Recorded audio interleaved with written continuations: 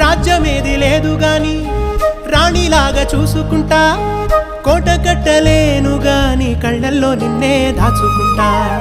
రాత ఎట్లా రాసి ఉన్నా ఆ మార్చి నీతో రాసుకుంటా. స్వర్గమంటూ ఉన్నదంటే అది నీతోనే ప్రతిరోజు పంచుకుంటా.